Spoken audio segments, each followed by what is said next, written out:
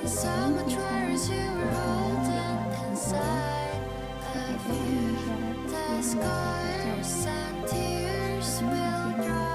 menyembah berhala. Penduduk Arab mengikuti agama Kristen dan Yahudi. Islam diketahui setelah kelahiran Nabi Muhammad SAW yang menyempurnakan ajaran Allah SWT. Dari Nabi berusia 40 tahun, beliau sering mengasingkan diri seperti di Gua Hira. Di Gua Hira inilah Nabi Muhammad SAW mendapatkan wahyu pertama dari malaikat Jibril. Wahyu itu berupa surah ayat 1-5 dan setelah diturunkan wahyu kepada Nabi Muhammad SAW, beliau langsung melakukan dakwah secara diam-diam. Dakwah itu dimulai dengan keluarga dekatnya dan para sahabatnya. Setelah Nabi Muhammad SAW melakukan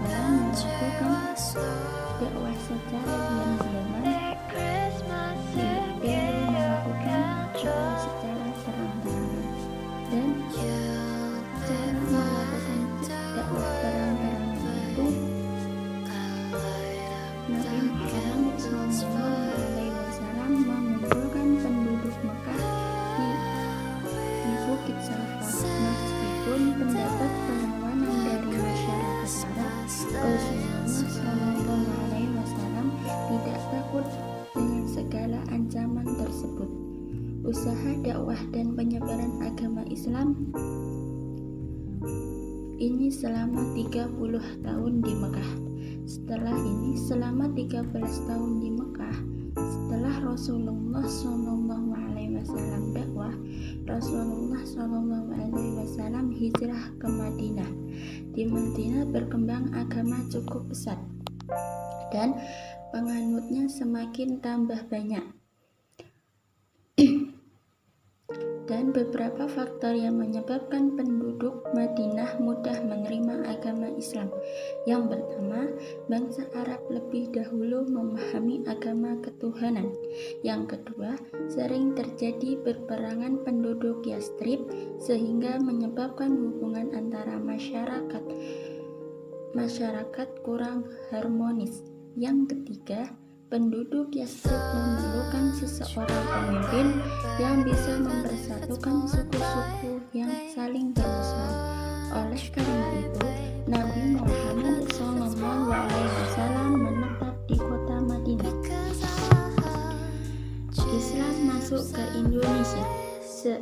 Sepeninggalan Nabi Muhammad SAW, kepemimpinan agama Islam tidak berhenti begitu saja. Kepemimpinan Islam diteruskan dan disebarkan ke seluruh penduduk dunia termasuk Indonesia. Zaman dahulu Indonesia terkenal dengan agama hasil rempah-rempahnya, sehingga banyak pedagang dari seluruh dunia datang ke pulau Indonesia untuk berdagang. Sambil berdagang, umat muslim sambil berdakwah untuk memperkenalkan agama Islam kepada penduduk Indonesia. Ada 3 teori yang mengatakan bahwa Islam masuk ke Indonesia. Yang pertama, teori Gujarat. Yang kedua, teori Persia. Yang ketiga, teori Mekah.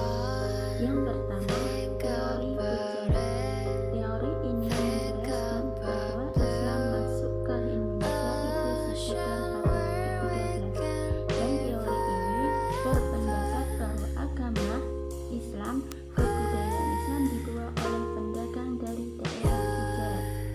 Yang kedua, teori Persia. Teori ini menjelaskan bahwa Islam masuk ke Indonesia pada abad ke-13. Teori ini menjelaskan bahwa Islam masuk ke Indonesia melalui perdagangan yang berasal dari Persia. Yang ketiga, teori Mekah. Teori Mekah ini menjelaskan bahwa Islam di Nusantara dibawa langsung oleh para musafir dari Arab pada abad ke-7. Jadi, masuknya Islam ke Indonesia dan proses penyebarannya berlangsung dalam waktu yang lama, dari abad ke-7 sampai ke-13 Masehi. Selama itu, perdagangan dari Arab, Gujarat, dan Persia makin intensif dalam menyebarkan agama Islam, terutama di daerah pusat. Sehingga penganut Islam di Indonesia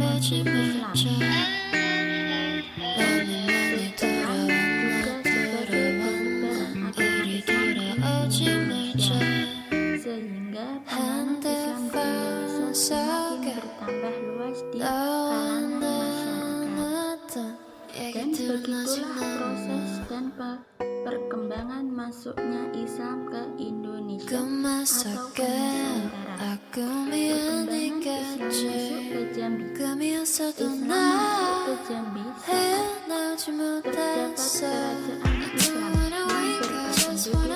Provinsi Jambi. Kerajaan Islam ini berbatasan dengan kerajaan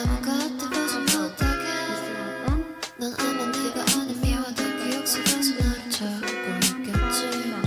Kehadiran Islam di Jambi dari sejak abad ke-10 hingga abad ke-13 dengan cara islamisasi yang bersifat secara perang-perangan. Islamisasi secara besar-besaran terjadi awal abad ke-16 yang ditandai kepemerintahan orang kayu hitam, anak paduka berhala. Tokoh datuk berhala ini seseorang yang berdampak di Pulau Berhala dan menikah dengan seorang putri Salara Pinangmasa, seorang putri pribumi Muslim keturunan Raja Panggaruyung. Pernikahan mereka melahirkan orang kayu hitam, Sultan Jambi yang terkenal. Penyebaran agama Islam ini sudah ada sejak abad ke-15, tepatnya tahun 1460. Raja Jambi yang terkenal adalah orang kayu hitam. Ini melakukan hubungan dengan Majapahit. Orang kayu hitam pergi ke Majapahit untuk mengambil keris Betuah yang kelak akan menjadi keris pusaka Kesultanan Jambi. Setelah Datuk Berhala wafat, maka beliau diganti oleh orang kayu hitam, dan kemudian orang kayu hitam pendataran setelah dimakamkan di Rantau Kapas.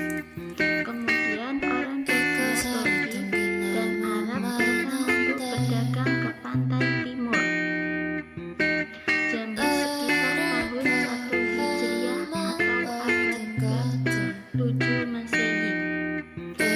Setelah menemukan bahwa datang kembali menggunakan kapal Persia saat itu usahanya berdagang di sekitar pulau pelabuhan. Pada masa pemerintah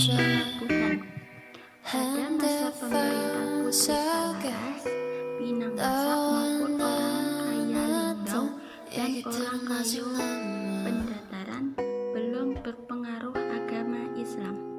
Namun, setelah orang kayu hitam naik tahta tahun 1580 Masehi, ia melepaskan hubungan dengan Majapahit